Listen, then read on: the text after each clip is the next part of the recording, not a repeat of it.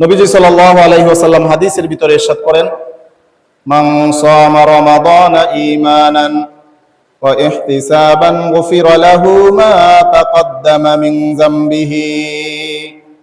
যে ব্যক্তি রমজানের রোজা রাখবে ঈমানের সাথে, ইহসানের সাথে, বিশ্বাসের সাথে, আন্তরিকতার সাথে, যে ব্যক্তি রমজানের কি রাখবে, রোজা রাখবে, গুফিরা লাহু মা তাকদ্দামা মিন যামবিহি, আল্লাহ পাক রব্বুল আলামিন তার পিছনের সমস্ত গুনাহগুলো মাফ করে দিবে, বলি সুবহানাল্লাহ। ওয়া মান কামা লাইলাতুল কদরি ঈমানান ওয়া ইহতিসাবান গুফিরা লাহু মা তাকদ্দামা মিন যামবিহি। আর যে ব্যক্তি লাইলাতুল কদরের রাত্র জাগরণ করবে, লাইলাতুল কদরের রাত্রে দণ্ডায়মান হবে, দাঁড়াইবে, নামাজ পড়বে, আল্লাহ তাআলা তার পিছনের সমস্ত গুনাহ মাফ করে দিবেন।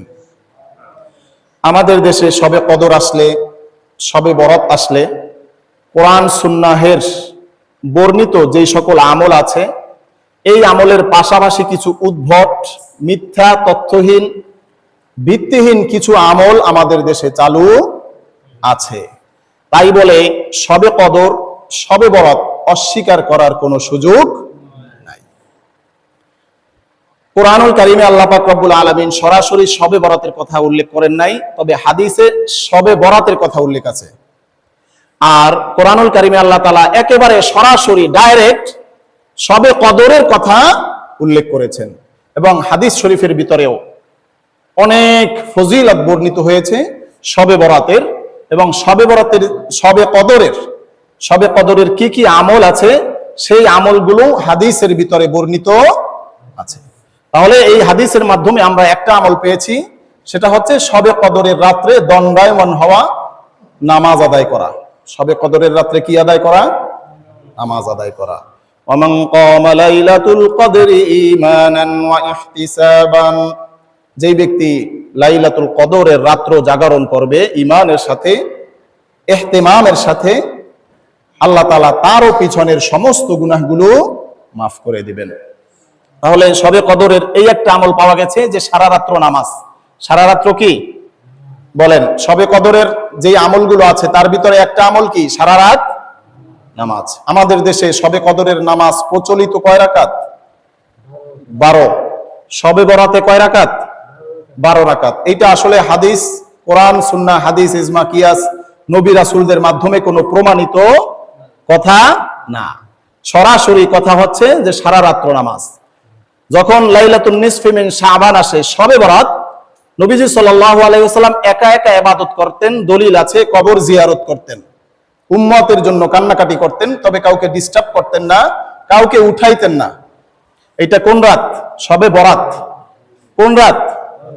আর শবে কদর যখন আসতেন, হাদিস শরীফে এসেছে যে রমজানের শেষ 10 যখন চলে আসতো, শেষ 10 দিন আসলে নবীজি সাল্লাল্লাহু আলাইহি ওয়াসাল্লাম, কারেন্ট নাই, বন্ধ রাখলে মনে একটু সুবিধা হবে, কারেন্ট চলে গেছে।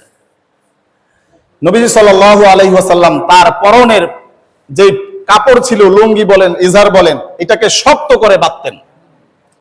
রাসূলুল্লাহ সারা বছর ইবাদত করতেন, রমজানের প্রথম 20 দিনও পর্যাপ্ত ইবাদত করতেন, কিন্তু শেষ 10 দিন যখন চলে আসতো, তখন নবীজি তার পোশাক, তার কাপড়, তার লুঙ্গি যেটা পরতেন, এটা শক্ত করে বাঁধতেন ইবাদত করার জন্য।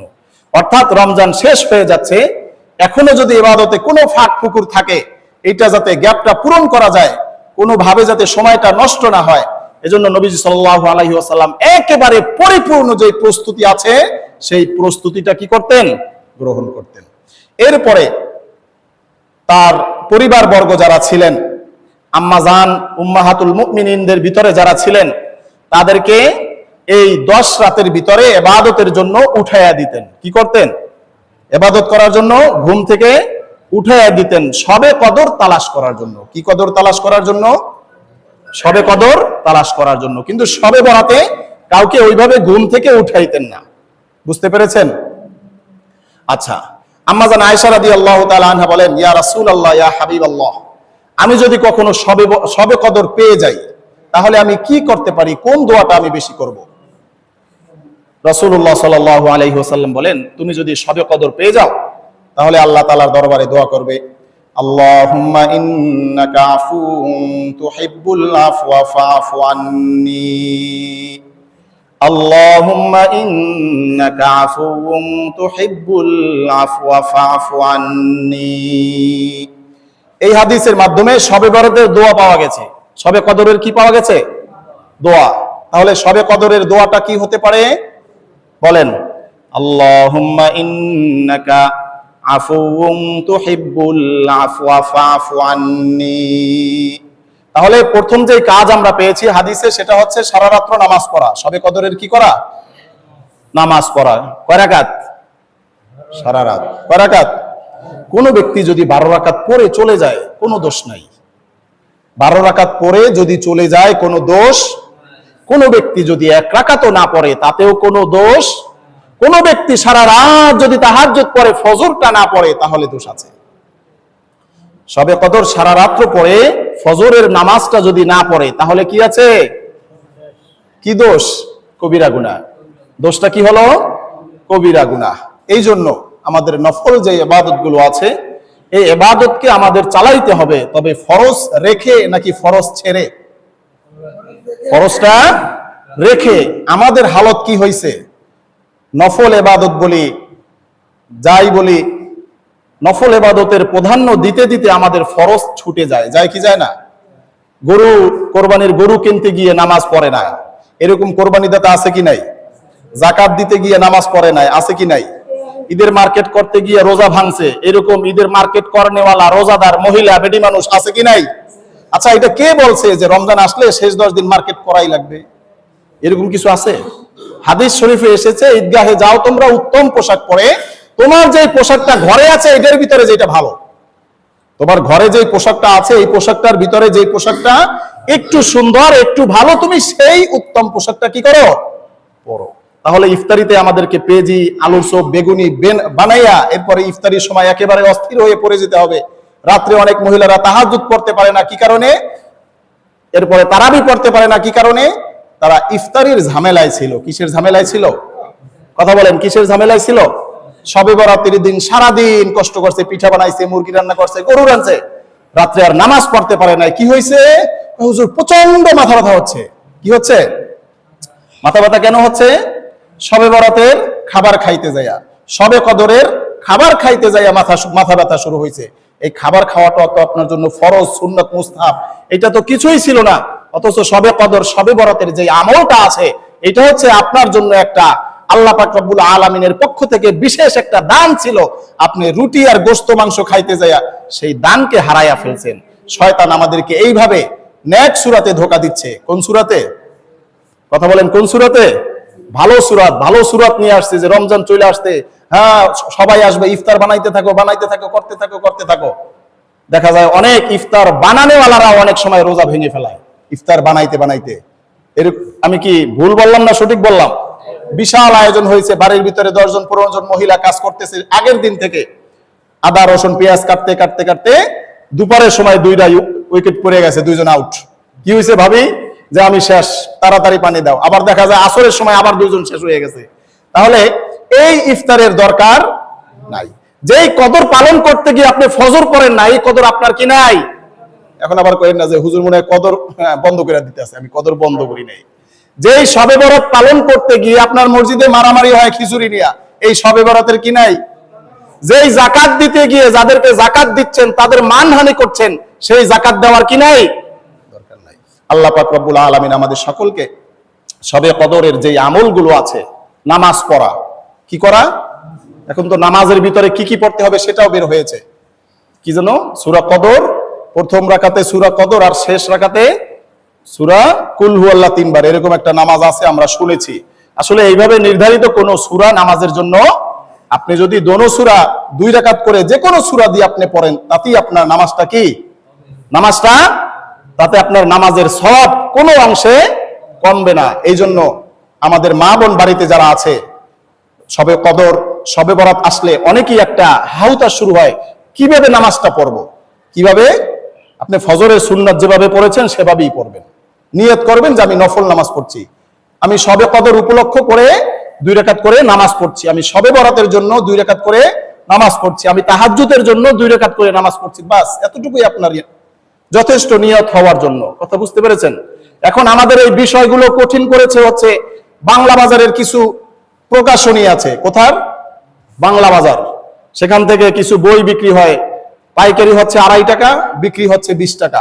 এই ভ্যানের হকার যারা আছে এরা এই বইগুলো নিয়ে বের হয় আর মাইকিং করে যে এই বইটি পড়লে আপনি জানতে পারবেন কদরের নামাজে কি করতে হবে, এই বইটি পড়লে আপনি জানতে পারবেন শবে বরাতে কি করতে হবে, এই বইটি পড়লে আপনি জানতে পারবেন সেহরি কি দিয়ে খেতে হবে, এই বইটি পড়লে আপনি জানতে পারবেন ঈদের মার্কেট কিভাবে করতে হবে। এরকম বই ঢাকা শহরের চিপায় বিক্রি হয় কি হয় না? তাহলে এই সকল বই থেকে বের হয়ে আপনার আলেমের কাছে আসতে হবে, ইমাম সাহেবের কাছে আসতে হবে যে হুজুর আসলে ব্যাপারটা কি। আসলে ব্যাপারটা একেবারে সহজ। ব্যাপারটা কি? কথা বলে না। ব্যাপারটা কি? শবে কদর আসবে, নামাজ পড়বেন। এখন আমরা আসি, শবে কদর আসলে কখন হয় এ ব্যাপারে অনেক আলোচনা আগে হয়েছে, পরে হয়েছে, আপনারাও জানেন। নবীজি সাল্লাল্লাহু আলাইহি ওয়াসাল্লাম বলেছেন, তাহাররু লাইলাতাল কদরি ফিল উইত্রি মিনাল আশরিল আওয়াখিরি মিন রমাদান। রমজানের শেষ দশক যখন আসে, অর্থাৎ শেষ দশকের বেজর রাত্রি যখন আসে, 10 দিনের 1 থেকে 10-এর ভিতরে বেজর রাত্র কয়টা? 5টা। 1 থেকে 10-এর ভিতরে বেজর কত হয়? 5টা। 20 থেকে 30 পর্যন্ত বেজর কয়টা হবে? 5টা। নবীজি বলছেন যে তোমরা শবে কদর তালাশ করো রমজানের শেষ দশকের বেজর রাত্রে। রমজানের শেষ দশকের বেজর রাত্রে। আর আমরা কি তৈরি করেছি যে 27 আমাদের কদর কবে? 27। আর হাদিস শরীফে এসেছে কবে? বেজর সংখ্যা। চাঁদের রাইতেও হতে পারে, যদি রমজান 29টা হয় তাহলে চাঁদের রাইতেও শবে কদর হওয়ার সম্ভাবনা, 27-এও শবে কদর হওয়ার সম্ভাবনা, 25-এও শবে কদর হওয়ার সম্ভাবনা, 23-এও শবে কদর হওয়ার সম্ভাবনা, 21-এও শবে কদর হওয়ার সম্ভাবনা আছে। আমাদেরকে কিভাবে আটকানো হয়েছে দেখেন। 27 বলে আমাদেরকে আটকানো হয়েছে, আমরাও সেখানে আটকে গেছি। অথচ শবে কদর তো আজকে রাত্রেও হতে পারতো। শবে কদরের যে সিমটম, যে আলামত, সেটা হচ্ছে শবে কদরের পরের দিন হালকা হালকা বৃষ্টি হওয়া, সকালে কি হওয়া? হালকা। এবং শবে কদরের রাত্রটা হবে অত্যন্ত শান্তিপূর্ণ, প্রচন্ড গরমও লাগবে না, প্রচন্ড ঠান্ডাও লাগবে না, এরকম কিছু সিমটম আছে। এই জন্য আমরা 27-এ আটকে না থেকে যে বেজর রজনীগুলো আছে, এই রজনীগুলোর ভিতরেও আমরা লাইলাতুল কদর তালাশ করব। আল্লাহ পাক রব্বুল আলামিন আমাদের সকলকে সার্বক্ষণিক এই যে কয়েকটা দিন বাকি আছে, এই দিন কয়টা শবে কদরের জন্য আমাদের সকলের সময়টাকে আল্লাহ তাআলা নির্ধারণ করার তৌফিক দান করুক বলে আমিন। শবে কদর এবং শবে বরাত নিয়ে যেই সকল কথা, যেই সকল আমল সমাজের ভিতরে প্রচলিত আছে অথচ সেগুলো কোরআন হাদিসের মাধ্যমে প্রমাণিত নয়, সেই সকল আমল ছেড়ে যেই সকল আমল হাদিস কোরআনে আছে সেই আমলগুলো সঠিকভাবে করার তৌফিক দান করুক বলে আমিন।